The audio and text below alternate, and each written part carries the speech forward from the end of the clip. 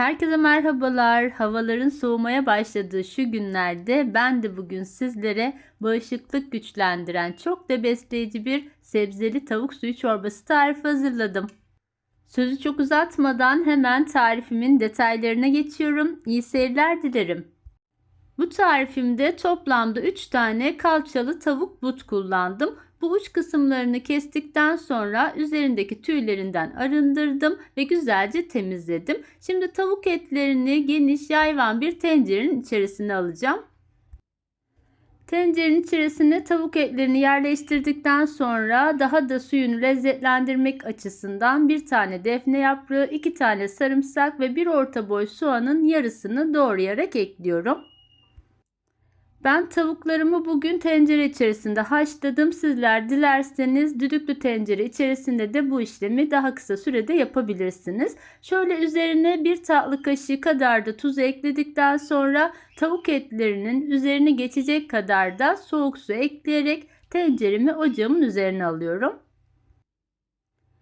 Tenceremi ocağın büyük gözünde ilk önce harlı ateşte, kaynamaya başladıktan sonra da kısık ateşte pişireceğim. Kaynarken tavuk etlerinin üzerinde bu şekilde köpükler, yani kefi meydana gelecektir. Bunları da muhakkak şöyle kaşıkla sıyırarak alalım.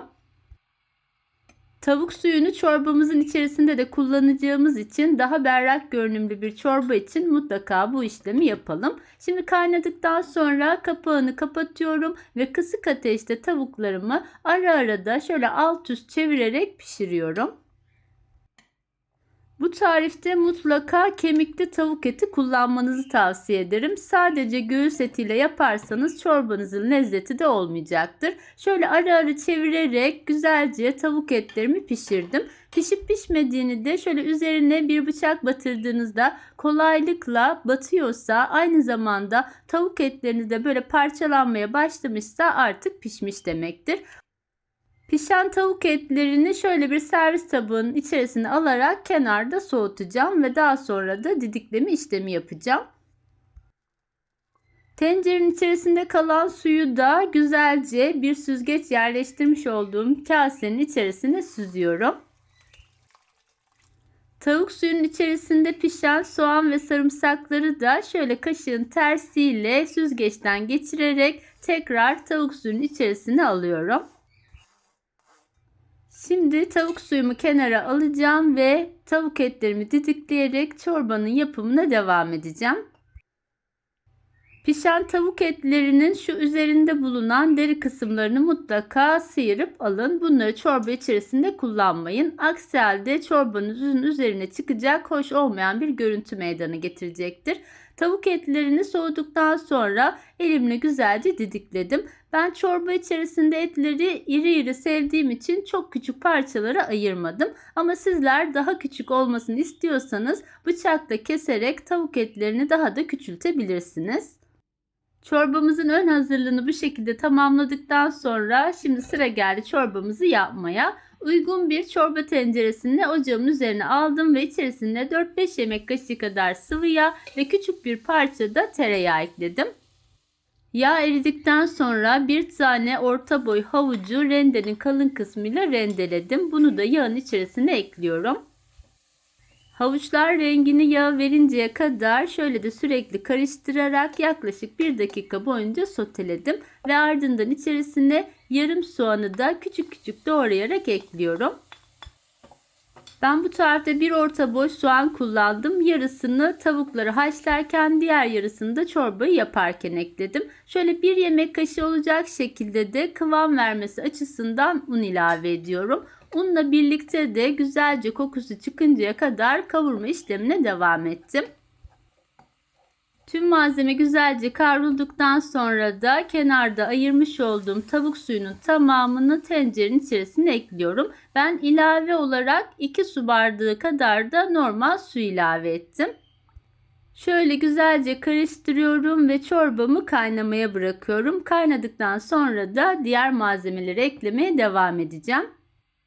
Yeni mutfağa girmiş, ilk kez bu çorbayı yapacak kişileri de düşünerek tüm detaylarını atlamadan tarifimi vermeye devam ediyorum. Şimdi çorbam kaynamaya başladı ve tekrar üzerinde köpükler oldu. Bunları da sıyırarak tekrar şöyle kaşıkla alıyorum.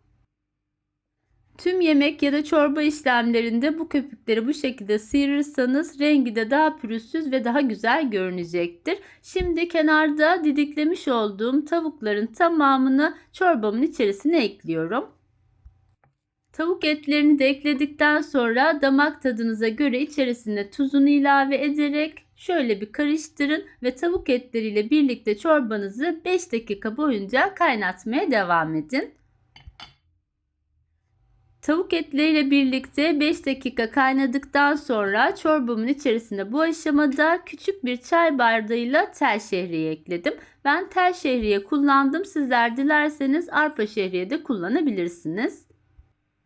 Şimdi de içerisine 2 tane büyük boy sarımsağı bu şekilde ekliyorum. Bu çorbaya mutlaka sarımsak ekleyin. Hem hastalıklarda bağışıklığı güçlendirecek, aynı zamanda da çorbanızın lezzetine lezzet katacaktır. Evet, çorbamı şöyle bir karıştırdıktan sonra içerisindeki tel şehriyeler yumuşayıncaya kadar pişirmeye devam ettim. Toplamda 5 dakika kadar kaynatmanız yeterli olacaktır. Şimdi ocaktan indirmeden önce de içerisine bir tane tam sıkılmış limonun suyunu ekleyeceğim.